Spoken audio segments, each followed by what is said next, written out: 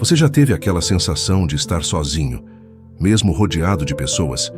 Como se ninguém compreendesse a profundidade da sua luta, o peso das suas decisões ou o silêncio das suas noites. Há momentos em que parece que a vida se tornou um campo de batalha, e por mais que você lute, os ventos sopram contra. É nesse cenário que a palavra de Deus em Isaías 41 se levanta como uma promessa viva, firme como uma rocha e doce como um consolo. Isaías 41 não é apenas um texto antigo. É um chamado do céu para um coração cansado da guerra, um convite para trocar o medo pela confiança, a solidão pela presença, a ansiedade pela certeza. E é exatamente por isso que hoje nós vamos caminhar juntos por esse capítulo. Porque há uma palavra aqui que pode mudar o rumo da sua história. Vamos começar com um versículo que será como uma luz acesa no meio dessa jornada. Não temas, porque eu sou contigo. Não te assombres, porque eu sou o teu Deus. Eu te fortaleço e te ajudo e te sustento com a destra da minha justiça. Isaías, capítulo 41, versículo 10. Agora convido você a fechar os olhos por um instante, se puder, e orar comigo.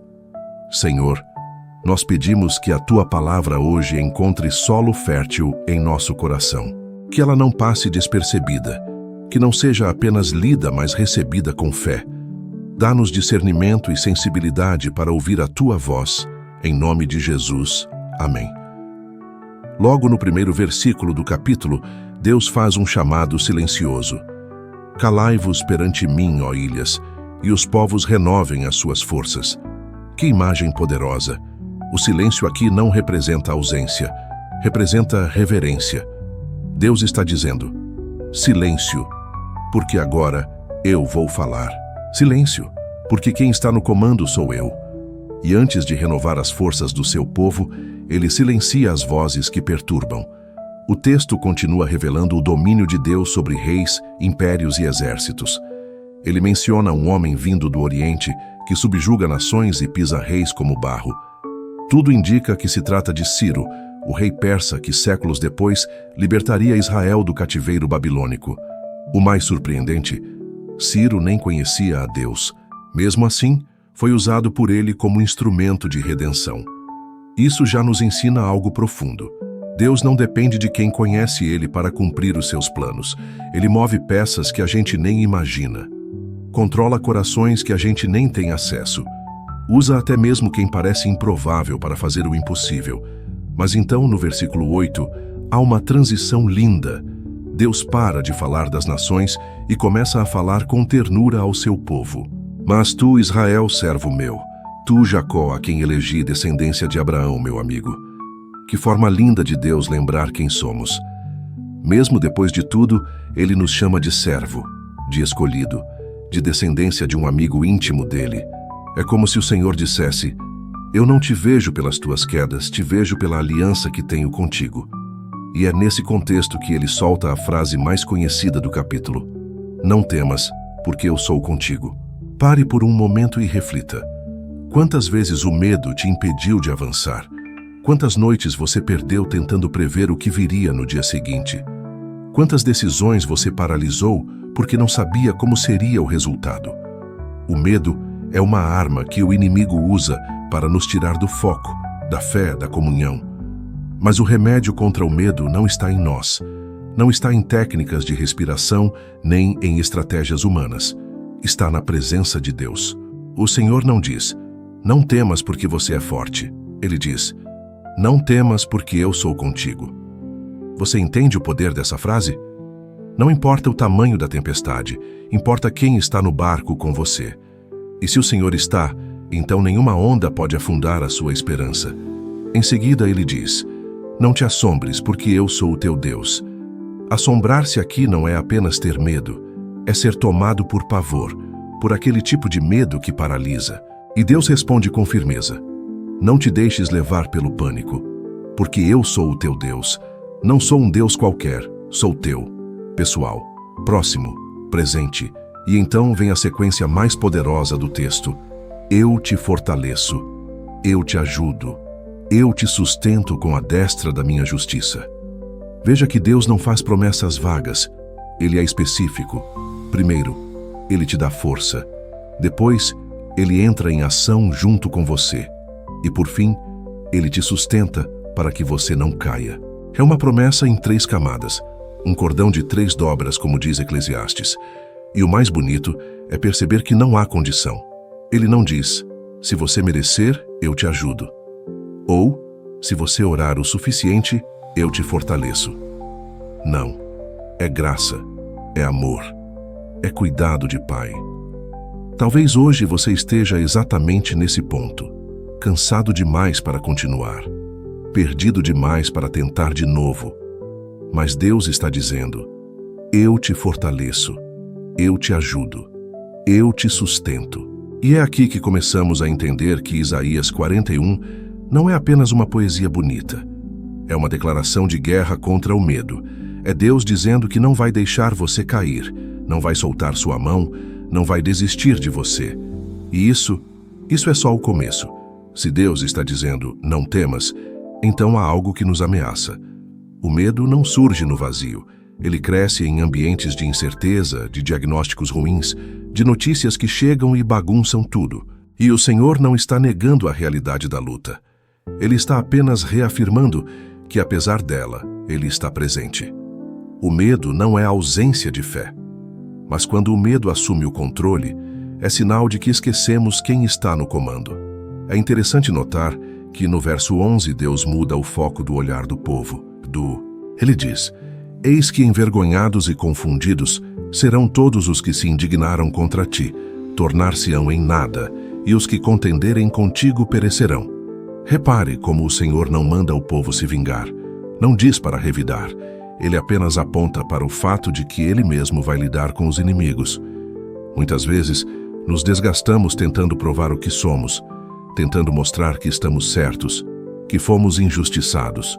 Mas aqui Deus está dizendo, eu vou cuidar disso. Você não precisa gastar energia com o que não pode mudar. O que te afronta hoje, amanhã será poeira. O que te humilha agora será reduzido a nada, porque quem luta por você sou eu. E o versículo 12 é ainda mais libertador. Buscá-los-ás, porém não os acharás. Os que pelejam contigo tornar-se-ão como coisa que não é nada, e como coisa de nenhum valor os que guerreiam contra ti. Isso aqui é promessa para o futuro. O que hoje te cerca, amanhã nem será encontrado. Você vai procurar o motivo do seu medo, e não vai encontrar. Vai procurar o que te tirou o sono, e não vai ver mais. Porque Deus vai apagar, vai reverter, vai transformar. Mas o ponto alto vem logo a seguir no versículo 13. Porque eu, o Senhor teu Deus, te tomo pela tua mão direita, e te digo, não temas, eu te ajudo. Que cena linda! Imagine isso, o Criador do Universo, o Eterno, se inclinando para segurar sua mão. Não com pressa, não com impaciência, mas com ternura. A mão direita na cultura hebraica simboliza força, ação e direção. Deus está dizendo, eu tomo aquilo que em você é ação, força, movimento, e guio. Eu te ajudo, não apenas com palavras, mas com toque, com presença, com direção. Talvez você tenha se acostumado a pensar que Deus ajuda os que ajudam a si mesmos. Mas a Bíblia mostra que Deus ajuda os que reconhecem que não conseguem mais caminhar sozinhos. Os fracos, os abatidos, os que estão no fim da linha, porque é nesse ponto que a graça se manifesta. E o texto continua com algo que parece até contraditório, mas é uma das passagens mais preciosas do capítulo. No verso 14 o Senhor diz, não temas, ó bichinho de Jacó, povozinho de Israel. Eu te ajudo, diz o Senhor, e o teu Redentor é o Santo de Israel. Olha que linguagem curiosa. Bichinho de Jacó. Deus está reconhecendo a pequenez do povo, a fragilidade. Mas não está zombando, está acolhendo. Deus não despreza nossa fraqueza. Ele não exige de nós o que não temos. Ele conhece o pó que somos, e mesmo assim nos chama por nomes carinhosos. Povozinho, bichinho. São expressões que no hebraico antigo transmitiam cuidado, ternura, proximidade. É como se ele dissesse, eu sei que vocês são pequenos, mas eu sou grande o bastante por vocês. E aí ele se apresenta como Redentor. No hebraico, a palavra usada é Goel, aquele que tem o direito de resgatar. Era o parente mais próximo que podia pagar a dívida de um familiar e libertá-lo da escravidão. Deus está dizendo: eu sou teu resgatador. Eu vou pagar o preço. Eu vou tirar você dessa situação. Eu tenho direito sobre a sua vida. E como se isso não bastasse, ele diz que vai transformar aquele povo frágil em um instrumento de vitória. Olha o que diz o versículo 15. Eis que farei de ti um trilho cortante novo, cheio de dentes. Os montes trilharás e moerás, e os outeiros tornarás como a pragana. Que linguagem poderosa! Deus pega o bichinho de Jacó e o transforma em instrumento afiado, forte, cortante. Alguém capaz de trilhar montes e moer colinas. É a transformação de quem é fraco em forte, de quem se sente pequeno em gigante. Não por mérito próprio, mas por obra do Senhor. O que parecia sem valor agora é usado para cumprir planos grandiosos.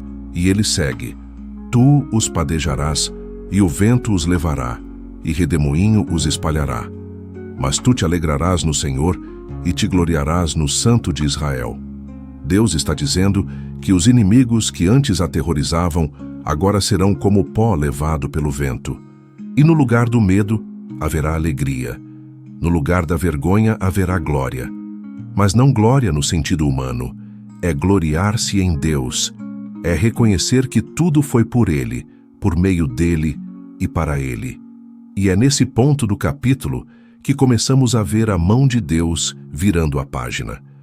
Ele não está apenas prometendo alívio, está prometendo restauração. Não é só o fim da guerra, é o começo de uma nova história. Que essa nova história continua nos próximos versículos, com ainda mais promessas e revelações que podem reacender a sua fé e renovar sua esperança. Porque quando Deus fala, até o deserto floresce. Deus não apenas promete estar conosco no vale, mas também nos leva a enxergar beleza onde antes só víamos desolação. A partir do versículo 17, Isaías começa a descrever algo surpreendente. O cuidado de Deus se estende até mesmo aos lugares onde a esperança parece impossível. Os aflitos e necessitados buscam águas, e não as há, e a sua língua se seca de sede. Eu, o Senhor, os ouvirei. Eu, o Deus de Israel, os não desampararei. Que imagem forte! Pessoas sedentas, procurando por um recurso essencial à vida, e não encontrando. E ainda assim, no meio da escassez, há uma promessa. Eu ouvirei. Eu não desampararei. Note que Deus não promete apenas água. Ele promete presença. Ele diz: eu estou vendo, eu estou ouvindo, eu estou com vocês. Isso é maior do que a solução imediata. É a garantia de que mesmo antes do milagre, Ele já está presente. Porque a pior sede não é só da água natural, é da certeza de que Deus ainda está por perto. E então Deus começa a revelar o que fará. Abrirei rios em lugares altos e fontes no meio dos vales. Tornarei o deserto em lagos de águas e a terra seca em mananciais. Aqui, ele está invertendo toda a lógica humana. Rios em lugares altos. Isso não faz sentido do ponto de vista natural. Fontes no meio dos vales, deserto virando lago, mas esse é o estilo de Deus, fazer o impossível no lugar improvável, por meios que ninguém imaginava. Isso significa que não importa o quão seca esteja a sua vida agora. Deus é especialista em fazer brotar fontes onde a terra parece estéril. Onde não há esperança, Ele planta renovo. Onde não há caminho, Ele abre estrada. Onde todos dizem que acabou, Ele diz: estou apenas começando. E o texto continua: plantarei no deserto o cedro, a acácia, a murta, a oliveira, porei no ermo o cipreste, o olmeiro e o bucho juntamente, árvores diferentes de climas distintos, todas crescendo no deserto. Mais uma vez, o impossível acontecendo. Deus planta diversidade, vida e beleza no lugar onde ninguém esperava ver nada crescer. Talvez você se olhe no espelho e pense: em mim não tem mais nada que floresça. Meu coração virou um ermo. Minha fé está seca. Mas Deus está dizendo: eu ainda planto em você. Ainda vejo espaço para raízes novas. Ainda acredito em flores no seu inverno. E sabe por que ele faz isso? O verso 20 responde: para que todos vejam e saibam e considerem, e juntamente entendam que a mão do Senhor fez isso e o Santo de Israel o criou. O propósito do milagre não é só te aliviar, é testemunho. É para que as pessoas ao seu redor vejam e digam: foi Deus. Não tem outra explicação. Quando Deus restaura, Ele não apenas reconstrói, Ele marca. Ele levanta você como sinal vivo da graça dele. Sua vida vira carta aberta. Sua dor vira altar. Sua transformação se torna prova do poder de um Deus que age em silêncio, mas que nunca está ausente. A partir do versículo 21, o Senhor começa a confrontar os falsos deuses das nações. Ele diz: apresentai a vossa causa, diz o Senhor. Trazei as vossas firmes razões, diz o rei de Jacó. Deus está provocando os ídolos, desafiando-os, querendo que eles mostrem poder, que revelem o futuro, que façam algo significativo, mas nada acontece. Porque ídolos não falam, não escutam, não têm poder, são obra das mãos humanas. O Senhor então diz: eis que sois menos do que nada, e a vossa obra menos do que o nada. Abominação é quem vos escolhe. Isso é forte. Ele está dizendo: confiar em ídolos é confiar no vazio. É entregar a alma ao que não tem substância. E aqui precisamos fazer uma pausa e olhar para dentro. Porque talvez hoje os ídolos não sejam mais de madeira ou pedra, mas ainda existem. Podem ser o dinheiro, o sucesso, a imagem pessoal, o orgulho, as aparências. Tudo aquilo que toma o lugar de Deus no coração é um ídolo. E Deus está dizendo: nada disso vai te responder, nada disso vai te sustentar. No versículo 25, o Senhor volta a falar do homem do Oriente, dizendo: suscitei um do norte, e ele há de vir. Desde o nascimento do sol, invocará o meu nome, e pisará os príncipes como lodo, como o oleiro pisa o barro. Aqui vemos novamente o mover soberano de Deus na história. Ele levanta líderes, move impérios, pisa onde quer. Nada escapa do controle dele. E a pergunta surge no verso 26. Quem anunciou isso desde o princípio? Para que o saibamos. E desde então para que digamos: é justo? Ninguém o anunciou, ninguém o fez ouvir, ninguém ouviu as vossas palavras. Ou seja, ninguém além de Deus foi capaz de prever ou revelar o que estava por vir. Só Ele é o Senhor da história. Só Ele conhece o fim desde o começo. Só Ele pode ser chamado de justo e verdadeiro. E finalmente no versículo 27 ele declara: eu sou o que primeiro disse a Sião: eis que aí estão, e a Jerusalém darei um mensageiro de boas novas. Mesmo no meio da confrontação, há esperança. Deus está dizendo: eu envio boas novas, eu ainda trago notícia de salvação. Eu ainda falo com Jerusalém. E isso aponta diretamente para o coração do Evangelho.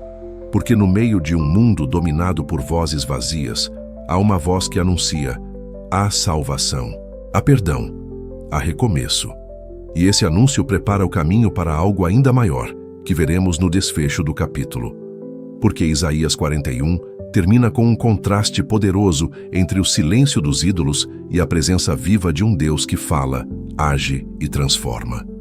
Ao final do capítulo, vemos o contraste se tornando ainda mais nítido. Isaías apresenta duas realidades. De um lado, os ídolos feitos pelas mãos humanas, que não falam, não ouvem, não agem. Do outro, o Deus vivo, que se revela, que guia, que socorre. E essa diferença não é apenas teológica, ela é profundamente prática. Pense em quantas vezes, diante do sofrimento, tentamos recorrer a soluções rápidas.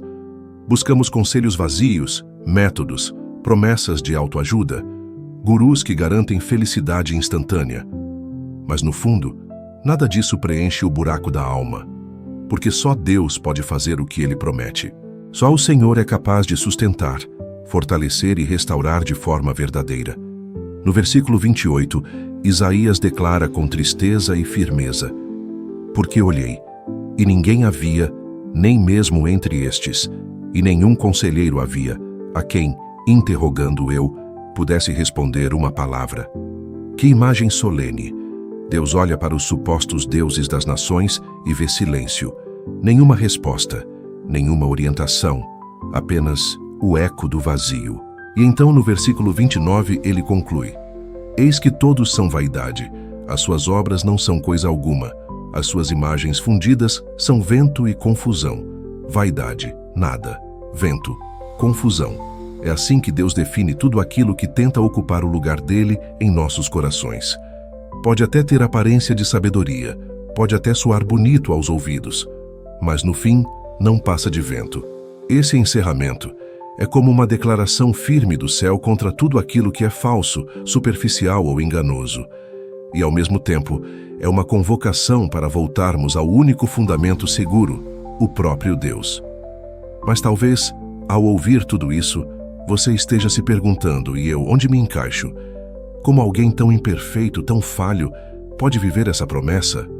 Como posso ter a segurança de que Deus vai mesmo me sustentar? A resposta está ao longo de todo o capítulo. Deus nunca prometeu essas coisas para os mais fortes, para os mais capazes, para os mais espirituais. Ele falou com o bichinho de Jacó, com um povozinho de Israel, com gente cansada, gente exilada, gente que já pensava em desistir. O que atrai o agir de Deus não é nossa força, é nossa dependência. É o clamor do fraco, é a fé do que reconhece que não tem mais para onde correr. E talvez esse seja exatamente o seu lugar hoje. Talvez você esteja no limite, no fim de uma estação, na curva da estrada, sem saber o que há depois. Mas se esse é o seu estado, então você está em terreno fértil para ver o milagre. Porque Deus começa a obra onde termina a força humana. Deus acende a luz quando tudo parece escuro demais. Deus fala no meio do silêncio. E quando Ele fala, o medo se cala, a ansiedade recua e a fé renasce. E há algo ainda mais profundo aqui. Quando o Senhor diz que segura a sua mão direita, Ele não está apenas oferecendo ajuda. Ele está firmando aliança. Na tradição bíblica, segurar a mão era símbolo de compromisso, de caminhar junto, de assumir responsabilidade por alguém. Deus está dizendo: eu não vou apenas te livrar de um problema. Eu vou caminhar com você todos os dias da sua vida. Isso significa que mesmo depois da vitória, Ele continua segurando sua mão. Mesmo depois que a tempestade passar, Ele ainda estará lá. Porque o relacionamento com Deus não termina no livramento. Ele começa ali. É interessante notar também que o capítulo não termina com uma imagem de glória para o povo. Termina com uma exposição do nada que são os ídolos. Isso nos mostra que o foco da mensagem nunca foi o povo em si, mas o Deus que o sustenta. Não somos chamados a ser heróis da fé. Somos chamados a depender do único que é digno de toda a glória. E por isso, Isaías 41 continua ecoando em nossos dias com a mesma intensidade. Porque ainda hoje há corações sedentos. Ainda hoje há desertos que precisam florescer. Ainda hoje há vozes falsas tentando ocupar o lugar da verdade. Mas ainda hoje, Deus continua dizendo: eu sou contigo. Não temas. Essa é a voz que precisamos ouvir no meio do caos. A voz que não muda, mesmo quando tudo à nossa volta muda. A voz que sustenta, fortalece e guia. A voz que vem do alto, mas se inclina para falar com você aí onde está. Talvez você tenha vivido anos ouvindo promessas vazias. Talvez tenha apostado sua fé em pessoas, instituições, ou até mesmo em si mesmo. E tenha se frustrado. Mas hoje, Deus está te chamando para voltar à fonte, para entregar de novo seus caminhos, para confiar de novo na palavra que nunca falha. Porque tudo o que é vento passa, tudo o que é vaidade se desfaz. Mas a palavra do Senhor permanece para sempre. E é essa palavra que está diante de você hoje, viva, firme e pronta para mudar sua vida. E essa jornada ainda não terminou. Porque o Deus que começou essa conversa com você é o mesmo que quer terminar essa obra com glória. Chegamos ao final desta jornada por Isaías 41. Um capítulo que começa com um chamado ao silêncio e termina com uma afirmação poderosa. Deus está presente, Deus é fiel, Deus é maior do que tudo aquilo que tenta nos intimidar. Não é uma palavra teórica, É uma realidade viva que pode se manifestar agora mesmo, aí onde você está. Talvez você tenha ouvido cada um desses versículos com os olhos marejados. Talvez, enquanto escutava, pensava: essa palavra parece que foi escrita para mim. E de fato foi. Porque a Bíblia não é apenas um livro sagrado. É uma carta pessoal, um recado do céu para a alma sedenta. E Isaías 41 é como uma carta assinada por Deus com a seguinte mensagem: eu estou contigo, eu te fortaleço, eu te ajudo, eu te sustento. Vamos relembrar juntos os pilares dessa promessa. Primeiro, o Senhor nos chama a não temer, não porque o medo seja inexistente, mas porque Ele é presente. A presença dEle é maior do que qualquer ameaça ao nosso redor. Depois Ele nos assegura: eu sou o teu Deus. Isso não é pouca coisa, não é um discurso religioso, é identidade. Deus está dizendo: você me pertence, eu sou seu e você é meu. Em seguida, Ele declara: eu te fortaleço. E que alívio saber que não precisamos tirar forças de onde não temos. A força não está em nossa mente, nem em nossa moral, nem no nosso desempenho. Está nele. Ele é a fonte. Ele continua: eu te ajudo. Não como um mero assistente, mas como aquele que entra na cena, que toma a frente, que luta por nós, que desarma as armadilhas e vence os inimigos. E então, ele encerra com uma garantia final: eu te sustento com a destra da minha justiça. Isso significa que, mesmo quando vacilarmos, mesmo quando nossa fé oscilar, a mão dele continuará firme. Porque ele não nos sustenta com base no nosso merecimento, mas com base em sua justiça. E o que fazemos com essa palavra? Como responder a um Deus que fala assim conosco? A resposta é simples e profunda: nos rendendo, parando de tentar controlar tudo, deixando de lado a ansiedade que tenta planejar até o que está fora do nosso alcance, entregando de novo o controle ao único que nunca falha. Talvez você precise hoje dizer: Senhor, segura a minha mão mais uma vez. Eu tentei sozinho, mas agora entendo que não é sobre a minha força, é sobre a tua presença. Talvez você precise se lembrar que, mesmo com todas as suas fraquezas, você ainda é bichinho de Jacó, povozinho de Israel. Alguém a quem Deus ama, chama, ajuda e transforma. Vamos orar juntos agora. Eu te convido a fechar os olhos, se puder, e fazer dessa oração a sua oração.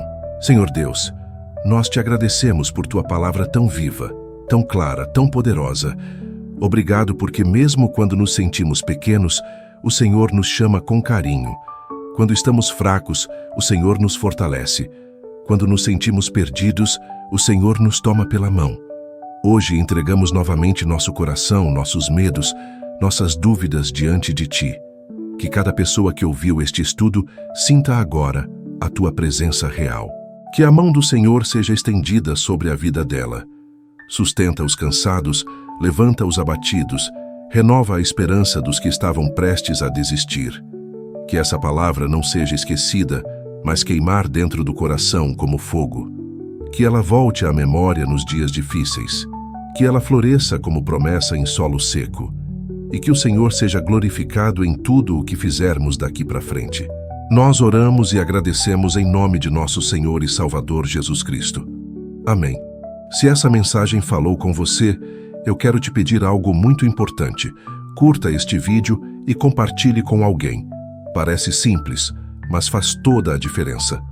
Quando você curte e compartilha, as plataformas entendem que esse conteúdo é relevante e mais pessoas são alcançadas com a palavra de Deus. Pode ser que alguém no seu círculo esteja vivendo exatamente o que você viveu, e essa palavra pode ser o abraço de Deus para ela. Faça parte disso, espalhe a luz, seja canal, que o Senhor te abençoe e te guarde, que Ele te leve pela mão todos os dias da sua vida, e que você nunca se esqueça, você é amado, escolhido e sustentado pelo Deus que nunca falha.